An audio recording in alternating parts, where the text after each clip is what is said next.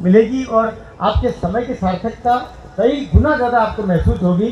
तीर रखता है, कमान रखता है, बुलंद हौसलों की ज़ुबान रखता है। हम रहते हैं हिंदुस्तान में, लेकिन वो अपने दिल में हिंदुस्तान रखता है। हमारे आपके इस भूमि का, इस पावन और इस ऊर्जस्वी बलिदानी भूमि का एक बेटा, जिसका नाम हम आशु भैया के रूप में कहते हैं, आशुतोष जी शर्मा, पूरे देश में आपके नगर का नाम, इस अंचल का नाम रोशन करते हैं। ओज की धारा के शीर्षक कवियों में उनको गिना जाता है। मैं उनको बहुत आदर के साथ आपके बीच कविता पाठ के लिए भेजता हूँ। आपसे प्रार्थना करता हूँ, आपका बेटा है, आपका अपना पुत्र है, तो कविता लेकर के आपके बीच में आ रहा है। क्योंकि कमजोर तालियां नहीं, एक बार ऊपर हाथ करके और जयकारा भी करके, भारत माता की जय।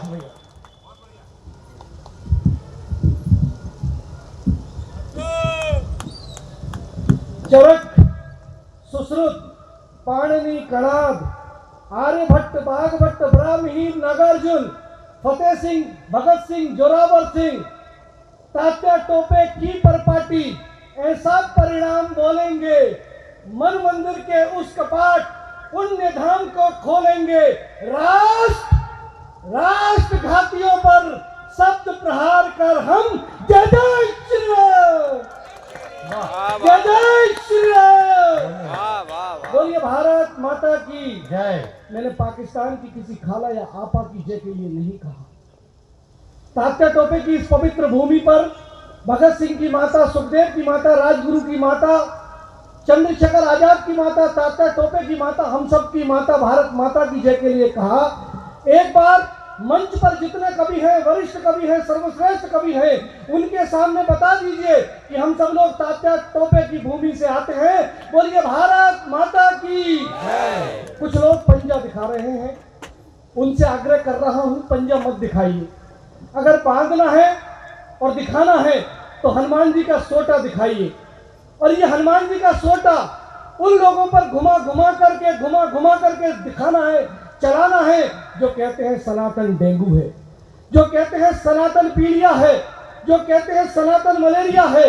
उन सबको जवाब देना है। शिवपुरी के वासियों, एक बार जोर से मेरे साथ में बोल दीजिए भारत माता की, भारत माता की, भारत माता की।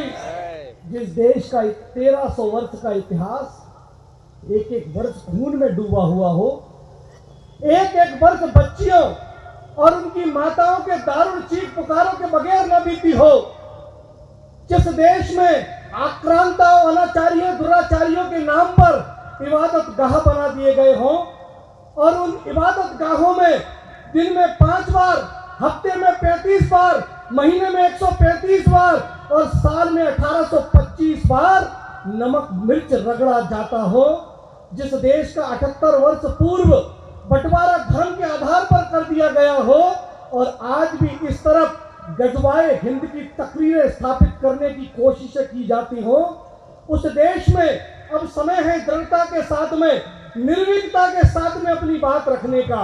और ये तात्या टोपे का पवित्र मंच, और इस मंच पर जिस भूमि से आता हूं, जिसकी रज माथे पर लगाई है, देश के वरिष्ठ कवि मुकेश मोरवा जी की मौजूदगी है, जिन तक हमें पहुंचना है। शंभू दादा बैठे हैं, जिन तक हमें पहुंचना है। कविता दीदी और लाडली कवि मनु वैशाली हैं, उनके सामने दृढ़ता से अपनी बात, इस सभागार में बैठे हुए एक एक व्यक्ति के सामने दृढ़ता के साथ में अपनी बात प्रारंभ करता हूं कि इस देश में किसकी आवश्यकता है, क्या हो रहा है।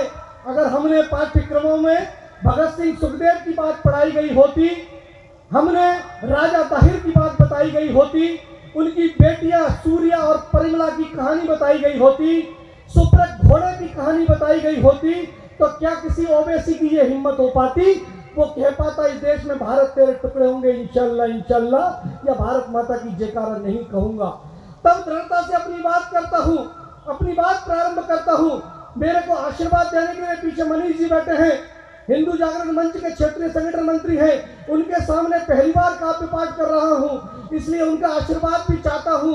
यहाँ पर बैठे हुए राजेश जी, गोयल जी, प्रहलाद जी, भारती जी, हमारे जितने भी सभागार में बैठे हुए परिजन हैं, सबका आशीर्वाद चाहता हूं। अभिषेक भाई, अपनी बात कहता हूं। ब्रजेश भैया, कि भावों के आवेग प्रबल, भावों के आवेग प्रबल, रविराज जी भाई साहब, भावों के आवेग प्रबल, मचा रहे उर में हलचल। रविराज जी भाई साहब बैठे हैं, मेरे चाचा जी हैं, पिताजी अस्वस्थ हैं, घर पर हैं, लेकिन उनकी मौजूदगी आप में मैं यहाँ पर देख रहा हूँ। अनिल उत्साही जी बैठे हैं, उनके सामने कहता हूँ वही जो मेरे पिता ने मुझे संस्कार दिए, शिशु मंदिर से जो संस्कार मुझे मिले हैं, उन्हें ही दृढ़ता पूर्वक आपके सामने रखने का सामर्थ्य प्रकट कर रहा हूँ कि भावों के आवेग प्रबल मचा रहे उनमें हलचल। आर्य समाज के संस्कार हैं, उन्हीं संस्कारों को आपके सामने प्रकट करता हूँ। महर्षि दयानंद सरस्वती जी के आर्य समाज के बंधु भी यहाँ बैठे हैं, उनके सामने कहता हूँ कि भावों के आवेग प्रबल मचा रहे उनमें हलचल। आज देश की परिस्थिति मैं कुछ कहने को आया हूँ, शिरा रक्त खौलाने बस मैं यहाँ जगाने आया हूँ। जब सीमा पर संकट तने, घाटी के हाल विकट बने, बंगाल चल रहा चारों ओर, नेता की चाहत टिकट बने, जब युवा देश का भटक रहा, बस प्रेम प्यार में अटक रहा, मुन्नी शीला के गीतों में तुमके कमरों से झटक रहे, राष्ट्र की गौरव गाथा कहने कुछ परिचय लाया हूँ, प्राणों में भरने ज्वाला निज गौरव फिर से ले आया हूँ। पर भर को मेरे प्राणों में ओ विराट गायक आ जाओ, गौरव गाथा इस कहने को बस स्वर में साथ निभा जाओ। पहला जीवन परिचय विशाल, जीवन उन्नत मस्तक विशाल, मुगल सल्तनत वहता काल, वीर शिवा भारत का लाल, वीर शिवा भारत का लाल। कांपा दिल्ली का मुगल सहा, फीके भुजंग के ढंग हुए, अब जल खाकी कुछ चली नहीं, वह कपट रंग बदरंग हुए, सिंह पुरुष से वीर शिवा घेरे की थी जब चाल बनी, नाखूनों में आकर तब ही जगदम्बा सबका काल बनी। महाराज ने पल भर में ही उस घेरे को तोड़ा था और भारत वैभव रथ को स्वराज्य और ही मोड़ा था। स्वाभिमान की चिंगारी से शत्रु में व्याप्त हुआ था भय, वीर शिवा संदेश उठा था, बोल रहा भारत की जय, बोल रहा भारत की जय, बोल रहा भारत की जय। हमें पढ़ाया गया, हमें बताया गया, जो जीता जोर से बोलिए, जो जीता किसी ने नहीं पढ़ाया। वास्तविक इतिहास की ओर ले जा रहा हूं।